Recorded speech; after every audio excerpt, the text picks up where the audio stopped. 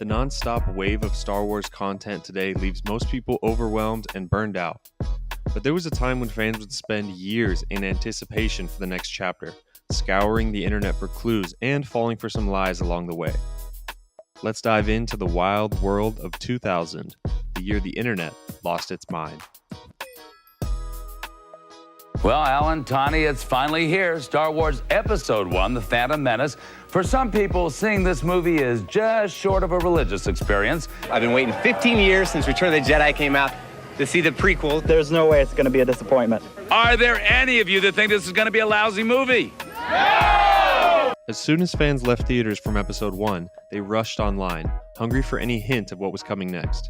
One of the first widespread rumors was that teen heartthrob Leonardo DiCaprio was cast as Anakin Skywalker. A fake trailer featuring him and some clips from Braveheart with lightsabers slapped on popped up online. The internet was young enough in the early 2000s that naive fans were fooled by the trailer.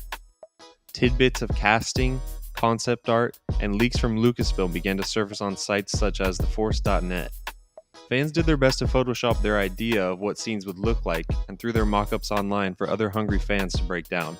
Some leaks were spot on, including a lot of the casting, locations, and Yoda's first lightsaber duel.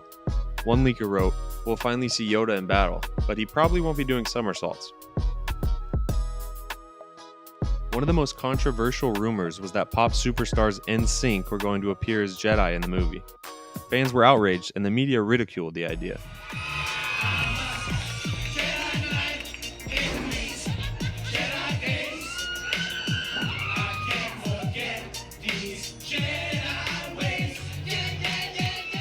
The rumor, however, was shockingly true, although the boy band's cameo in the arena was cut out from the final film.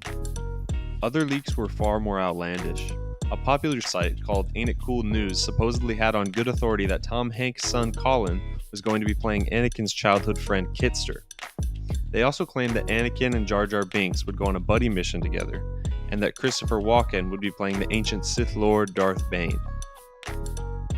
In the Wild West of the dial-up era, one man stood alone in controlling the masses, with devoted followers hanging on his every word. His name was Supershadow. Anyone searching online for information about Episode 2 inevitably ran into Supershadow.com, run by a man who claimed to have all the information fans wanted because he was George Lucas's secret best friend. Despite his busy life of fancy cars and hanging out with supermodels, Supershadow was able to engage with fans daily as he gave more information on the upcoming Star Wars movies. Followers of Supershadow were told that the film would feature lightsaber axes and machetes, Boba Fett would be revealed to be a woman, and a new cyborg character named Darth Rage was the main villain of Episode 2. When the movie came out and all his lies were exposed, Supershadow insisted that his version was just the first draft. What started out as a troll or maybe a delusion turned into an outright scam when he opened a premium section of his website that fans could pay to access. He continued his campaign of lies for almost another decade until he finally shut down his website. The anticipation for this new Star Wars movie has been intense. Star Wars Attack of the Clones opened yesterday.